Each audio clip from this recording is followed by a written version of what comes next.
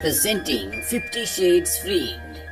पिछली कहानी में हमने देखा था कि एना और क्रिश्चियन के बीच में अब सब कुछ ठीक हो चुका है। वो शादी करने वाले हैं और इस कहानी की शुरुआत में उन दोनों की शादी हो जाती है। वो दोनों बहुत खुश हैं और ये दोनों हनीमून के लिए जाते हैं। और जब ये हनीमून पर होते हैं तभी क्रिश्चियन को उसकी असिस्टेंट का एक वीडियो कॉल आता है।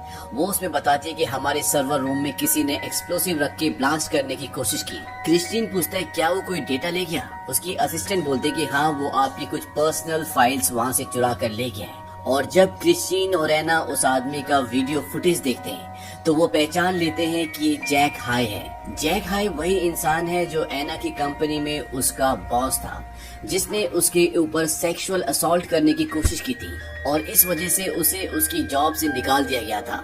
और वो क्रिश्चियन से और एना से अब बदला लेना चाहता है। फिलहाल क्रिश्चियन और एना को हनीमून से वापस लौटना पड़ता है और वापस लौटने के बाद क्रिश्चियन एना को उसकी सिक्योरिटी से मिलवाता है। वहीं जब एना अपने ऑफिस में अपने कैबिन के अंदर जाती है तो वो पूरी तरह से बदला हुआ होता है। दरअसल उसे प्रमोशन मिला होता है। इस बात से एना खुश हो जाती है, लेकिन उसकी दिल में कहीं न कहीं ये डाउट भी होता है कि कहीं ये क्रिश्चियन की वजह से तो नहीं हुआ। और जब क्रिश्चियन उसके ऑफिस में आता है तो वो ये बात उससे पूछती है। क्रिश्चियन बोलता है कि नहीं, तुम्हें जो भी प्रमोशन मिला है, जो भी तुम्हें कामयाबी मिली है, वो तुम्हारी अपनी मेहनत से मिली है। वैसे क्रिश्चियन नहीं चाहता कि एना काम करे। वो चाहता है कि अगर उसे काम करना ही है तो वो उसके साथ करे।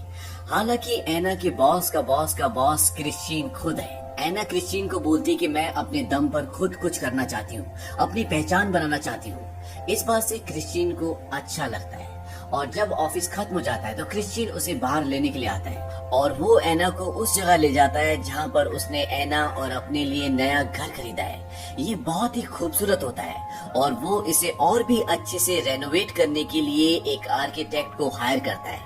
इसका नाम जिया होता है और ये एलियट की दोस्त होती है। एलियट क्रिश्चियन का बड़ा भाई है। यहाँ पर जिया क्रिश्चियन के साथ ओपनली फ्लर्ट करती है और जब क्रिश्चियन का फोन आता है और वो वहाँ से चला जाता है तो एना उसे बोलती है कि तुम मेरे पति से फ्लर्ट करना बंद करो, उससे दूर रहो। मैं जानती हूँ कि तुम अपने काम में माहिर हो, इसीलिए क्रिश्चियन ने तुम्हें हायर किया है, लेकिन अगर तुम्हें ये प्रोजेक्ट चाहिए तो तुम्हें अपने हाथों को काबू में रखना होगा, उनसे दूर रहना होगा। जिया कहती कि ठीक है एना।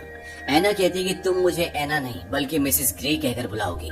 इसके बाद होता भी ऐसे ही है। वो उसकी बात मान जाती है और वो क्रिश्चियन से एक दूरी मेंटेन करके रखती है। अब यहाँ से क्रिश्चियन और एना घर के लिए निकलते हैं। क्रिश्चियन एना को ड्राइव करने के लिए कहता है और एना ड्राइव करती है। वो गाड़ी तेज चलाती है और उनकी जो सिक्योरिटी होती है वो पीछे छूट जाती है। तभी क्रिश्चियन को उसकी सिक्योरिटी का कॉल आता है कि आपका एक गाड़ी एसयूवी पीछा कर रही है। क्रिश्चियन एना को गाड़ी तेज चलाने के लिए कहता है और एना रैश ड्राइविंग करके उस गाड़ी से बहुत आगे निकल जाती है। बाद में जब वो उस गाड़ी का वीडियो फुटेज देखते हैं तो वो देखते हैं कि उसके अंदर कोई लेडी है। दरअसल इनका अंदाजा ये था कि इस गाड़ी के अंदर शायद जैक हो, वही जो उनके सर्वर से कुछ फाइल्स चुरा कर भागा है, जो एना का पहले बॉस था। लेकिन इस गाड़ी में कोई मेल नहीं बल्कि कोई फीमेल होती है। लेकिन क्रिश्चियन को पूरा यकीन होता है कि ये जैक की कोई दोस्त है। वो अपने आदमी को बोलता है कि मुझे जैक की पूरी इन्फॉर्मेशन चाहिए और वो अपने सिक्योरिटी वालों को बोलता है कि मैं एक मीटिंग के लिए न्यूयॉर्क जा रहा हूँ और तुम तीनों भी मेरे साथ चलोगे। और वो एना को भी बोलता है कि तुम्हें भी मेरे साथ चलना होगा। एना सिक्योरिटी को वहाँ से भेज देती है और वो क्रिश्चियन को बोलती है कि मैं तुम्हारे साथ नहीं आ सकती, मुझे काम है। क्रिश्चियन बोलता है कि काम वहीं से कर लेना। एना कहती है कि मेरी यहाँ पर मीटिंग्स हैं और वैसे भी मेरी रक्षा करने के लिए यहाँ पर सिक्योरिटी है। क्रिश्चियन को एना की बात माननी पड़ती है और वो न्यूयॉर्क चला जाता है और एना यहाँ पर अकेली रह जाती है। अब एना जब अपने ऑफिस में होती है तो उसकी एक पुरानी दोस्त केट का उसे मैसेज आता है जो उसे मिलना चाहती है।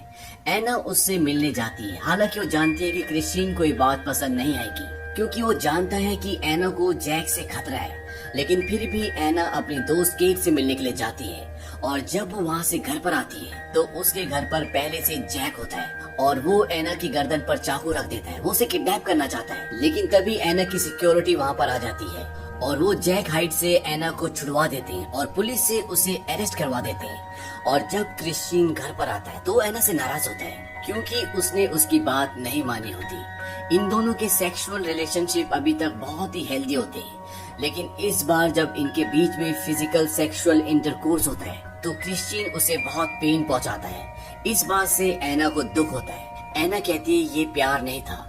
क्रिश्चियन कहता है कि मैंने तुम्हें कहा था कि ऑफिस से तुम्हें सीधा घर आना है। एना कहती है कि मैंने ऐसा नहीं किया, इसलिए तुमने मुझसे बदला लिया।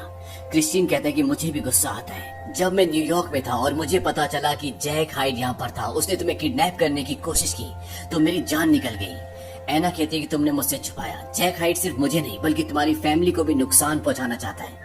क्रिश्चियन कहता है कि मुझे नहीं पता कि वो ऐसा क्यों कर रहा है, इसका कहीं ना कहीं कुछ न कुछ कनेक्शन जरूर होगा, लेकिन अभी कुछ समझ नहीं आता। एना कहती है कि जैक हाइड अभी जेल में है और मैं तुम्हारे सामने हूँ, और वो क्रिश्चियन को अपने गले से लगा लेती है। क्रिश्चियन भी एना को सॉरी बोलता है और एना को इस पूरे ट्रूमा से बाहर निकालने के लिए वो एक ट्रिप का अरेंजमेंट करता है, जिसमें एना की दोस्त केट, एना का एक और दोस्त होता है जिसका नाम जोस है, और क्रिश्चियन की बहन और भाई जिनका नाम मिया और एलियट है। ये सब के सब जाते हैं वहाँ पर, ये बहुत एंजॉय करते हैं। और वहाँ पे एलियट अपनी फियांसे केट को एक रिंग भी पहनाता है, उसे शादी के लिए प्रपोज करता है और इनकी खुशी और भी बढ़ जाती है। साथ ही साथ क्रिश्चियन और एना का प्यार पूरे परवान पर होता है।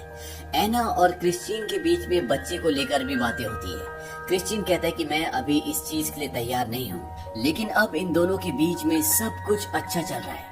वहीं दूसरी तरफ ये दिखाया जाता है कि कोर्ट में जैक को बेल मिल जाती है, जिसके बदले उसे $5 लाख जमा करने पड़ेंगे। इस बात से एना टेंशन में आ जाती है, क्योंकि वो जानती है कि जैक के इरादे बिल्कुल भी ठीक नहीं है। वहीं एना को ये भी पता चलता है कि वो प्रेग्नेंट है, उसके पेट में 7 हफ्तों का बच्चा है। और जब रात को वो क्रिश्चियन के साथ डिनर कर रही होती है तो परेशान होती है। क्रिश्चियन को लगता है कि वो जैक की वजह से परेशान है, क्योंकि वो रिहा हो चुका है, लेकिन एना बोलती कि नहीं, मैं इसलिए परेशान हूँ क्योंकि मैं प्रेग्नेंट हूँ, क्योंकि वो जानती है कि क्रिश्चियन को अभी बच्चा नहीं चाहिए। ये बात क्रिश्चियन ने उसे बोली होती है। इस बात से क्रिश्चियन गुस्सा हो जाता है। वो कहता है कि मैं अभी बाप बनने के लिए तैयार नहीं हूँ। एना कहती है मैं भी तैयार नहीं हूँ। क्रिश्चियन बोलता है कि तुमने दवाई क्यों नहीं खाई। एना कहती है कि मुझे नहीं पता था कि ये सब कुछ हो जाएगा, और क्रिश्चियन इस बात से गुस्सा होकर वहाँ से चला जाता है और वो इलीना के पास जाता है। इलीना वो लेडी होती है जिसने क्रिश्चियन को बचपन में संभोग करना सिखाया था, जो एना को बिल्कुल भी पसंद नहीं करती थी। क्रिश्चियन जब रात को घर वापस आता है तो वो पूरी तरह से ड्रंक होता है। वो इस हालत में नहीं होता कि एना से कुछ बात कर सके, और वो बेड पर लेट जाता है। तभी उसके मोबाइल फोन पर एक मैसेज आता है, और ये इलीना का मैसेज होता है, जिसमें ये लिखा होता है, good to see you tonight, I am there for you any time. ये देखकर एना समझ जाती है कि क्रिश्चियन आज रात को इलीना से मिलने गया था, और इस बात से बहुत गुस्सा हो जाती है। और अगली सुबह इन दोनों के बीच में काफी आर्गुमेंट्स होती हैं। हालांकि क्रिश्चियन ज्यादा नहीं बोलता, लेकिन एना बहुत गुस्से में होती, क्योंकि वो नहीं चाहती थी कि वो इलीना से मिले। वो कहते हैं कि हमारे होने वाले बच्चे को अब या तो हम साथ संभालेंगे, या ये काम मैं अकेले भी कर सकती हूँ। क्रिश्चियन कहता है कि मैं बहुत परेशान था, गुस्से में था, इसलिए मुझे समझ नहीं आया कि मुझे क्या करना चाहिए। एना कहती है कि मैं भी गुस्से में थी, मैं भी परेशान थी, लेकिन मुझे तुम्हारे साथ की जरूरत थी, लेकिन तुम कहाँ थे। क्रिश्चियन कहता है कि मुझे पता है कि मैंने गड़बड़ की है, इसीलिए मैं तुम्हारे सामने खड़ा होकर तुमसे सॉरी कह रहा हूँ। एना कहती है कि काश तुमने सब कल कहा होता, और वो गुस्से में वहाँ से ऑफिस चली जाती है। ऑफिस में उसे जैक हाइड का फोन आता है। वो जेल से छूट चुका है, और वो एना को मिया के फोन से करता है। मिया क्रिश्चियन की बहन है, और जब एना देखती है कि जैक हाइड मिया के फोन से कॉल कर रहा है तो वो समझ जाती है कि कुछ तो गड़बड़ है, और जैक उसे एक फोटो भेजता है जिसमें मिया बंदी होती है। जैक गुस्से में होता है, और वो एना को बोलता है कि क्रिश्चियन ग्रे को जो मिला वो मुझे मिल सकता था, लेकिन उन लोगों ने उसे चुना। मैं क्रिश्चियन ग्रे से हर चीज में आगे हूँ। और वो एना को बोलता है कि तुम अगर अपनी सिस्टर इन लॉ को बचाना चाहती हो तो 2 घंटे के अंदर मुझे $50 लाख चाहिए, और ये बात क्रिश्चियन को या किसी को पता नहीं चलनी चाहिए, नहीं तो मैं मिया को मार दूंगा। अब एना को 2 घंटे में $50 लाख अरेंज करने, और वो ये बात किसी को बता भी नहीं सकती। वो अपनी सिक्योरिटी को चकमा देकर सीधा बैंक जाती है और वहाँ से $50 लाख निकालने के लिए चेक भरती है, लेकिन एक बहुत बड़ी कीमत है, इसीलिए बैंक का मैनेजर क्रिश्चियन को फोन करके बता देता है। क्रिश्चियन को ये लगता है कि एना उसे छोड़कर जा रही है, इसीलिए पैसे निकलवा रही है, लेकिन कुछ ही देर बाद उसे पता चलता है कि जैक हाइड जेल से छूट चुका है, और उसकी बहन मिया का भी कुछ पता नहीं चल रहा, और क्रिश्चियन को कहीं ना कहीं शक हो जाता है कि जैक हाइड ने कुछ ना कुछ किया है, और ये जितनी भी कड़ियां हैं वो एक दूसरे से जुड़ी हुई है। वही बैंक में ये दिखाते हैं कि एना को $50 लाख मिल जाते हैं, और वो जैक हाइड को कॉल करती है। वो कहती है कि मैं इतनी जल्दी नहीं आ सकती। जैक हाइड बोलता है कि पीछे गली में एक गाड़ी खड़ी है, तुम वहाँ पर जाओ और अपना फोन वहाँ पर जो होगा उसे दे देना। एना बैंक के पीछे के इमरजेंसी गेट से निकल जाती है, लेकिन वो बैंक से निकलने से पहले मैनेजर का फोन ले लेती है। वो कहती है मुझे तुम्हारा फोन चाहिए। ये बैंक के बहुत बड़े कस्टमर्स हैं। मैनेजर उन्हें मना नहीं कर पाता और जब एना गाड़ी के पास पहुंचती है तो वहाँ पर एक लड़की होती है। एना बैंक मैनेजर का फोन उसे दे देती है। उसे लगता है कि ये एना का फोन है और वो उसे फेंक देती है। एना का फोन अभी भी बैग में होता है और एना जब उसके साथ गाड़ी में आगे बढ़ रही होती है तो क्रिस्टीन उसे अपने मोबाइल में ट्रैक कर सकता है कि एना कहाँ जा रही है और वो उसकी गाड़ी का पीछा करना शुरू कर देता है। वहीं एना उस जगह पहुंच जाती है जहां पर जैक हाइड और उसके हस्बैंड क्रिस्टीन की बहन मिया है। वो मिया को छोड़ने के लिए कहती है। वो कहती है कि मैं तुम्हारे सारे पैसे ले आई, लेकिन जैक हाइड उससे बदला लेना चाहता है। वो कहता है कि तुम्हारी वजह से मेरी जॉब चलेगी। उसे मारना शुरू कर देता है। एना प्रेग्नेंट होती है और वो उसके पेट पर भी लात मारता है। एना के पास रिवॉल्वर है। वो रिवॉल्वर निकाल कर उसके पैर पर गोली मारती है और तब तक वहाँ पर क्रिस्टीन और पुलिस भी आ जाती है और वो जैक हाइड को पकड़ लेते हैं। एना को हॉस्पिटल ले जाया जाता है और जब एना होश में आती है वो कहती है हमारा बच्चा तो ठीक है ना। क्रिस्टीन बोलता है कि वो बिल्कुल ठीक है। वो कहता है कि एना मुझे तुम्हारे साथ हमारा बच्चा भी चाहिए। मैं बहुत डर गया था, दरअसल मैं तुम्हारा प्यार बांटना नहीं चाहता था। एना कहती कि तुम मेरी जिंदगी हो, मैं तुमसे बहुत प्यार करती हूँ और मेरा प्यार कभी नहीं बढ़ सकता। और एना जब पूरी तरह से ठीक हो जाती है तो वो घर आ जाती है। क्रिस्टीन और एना के बीच में सब कुछ ठीक हो चुका है। इन दोनों के बीच में प्यार पहले से भी ज्यादा बढ़ चुका है। हालांकि अब जैक हाइड जेल में है और उसका छूटना लगभग नामुमकिन है, लेकिन क्रिस्टीन के लोग उसके बारे में और भी ज्यादा इंफॉर्मेशन इकट्ठी कर रहे होते हैं और उस इंफॉर्मेशन के थ्रू क्रिस्टीन को ये पता चलता है कि जैक हाइड और क्रिस्टीन बचपन में एक ही फॉस्टर फैमिली के पास थे। फॉस्टर फैमिली उन्हें कहा जाता है जो अनाथ बच्चों को कुछ समय के लिए अपने पास रखते हैं और क्योंकि क्रिस्टीन और जैक हाइड दोनों ही अनाथ थे और एक ही फैमिली के पास थे, इसीलिए जैक को ये लगता था कि जिस फैमिली ने क्रिस्टीन को अडॉप्ट किया, अगर वो उसे अडॉप्ट कर लेती तो आज जहाँ पर क्रिस्टीन ग्रे है वहाँ पर जैक हाइड होता। क्रिस्टीन एना से कहता है कि अगर मुझे मेरी मॉम अडॉप्ट नहीं करती तो शायद मैं आज जैक हाइड की जगह जेल में होता।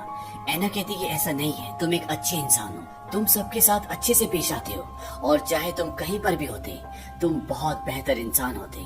क्रिस्टीन ग्रे को इस बात से खुशी होती है क्योंकि उसकी पत्नी उसे समझती है। इसके बाद क्रिस्टीन अगले दिन अपनी रियल मॉम की कब्र के पास भी जाता है। वो उन्हें फूल चढ़ाता है। यहाँ पर क्रिस्टीन आज से पहले कभी भी नहीं आया, लेकिन अब क्रिस्टीन की जिंदगी में सब कुछ ठीक हो चुका है। वो सबको माफ कर चुका है और क्रिस्टीन और एना का एक बेटा भी हो जाता है जिसका नाम वो टेडी रखते हैं। और क्रिस्टीन अपने बेटे के साथ, अपनी पत्नी के साथ बहुत खुश है। और कुछ सालों बाद एना एक बार फिर से प्रेग्नेंट हो जाती है। उनका एक और बच्चा होने वाला है और इसी के साथ इस फिल्म की, इस कहानी की हैप्पी एंडिंग हो जाती है। ये फिल्म सन 2018 में रिलीज हुई थी। IMDb पर इस फिल्म की रेटिंग है 4.5। इस फिल्म का बजट था $55 मिलियन और बॉक्स ऑफिस पर इसने कमाई की थी $371 मिलियन की। उम्मीद करते हैं कि ये कहानी, ये फिल्म आपको पसंद आई होगी।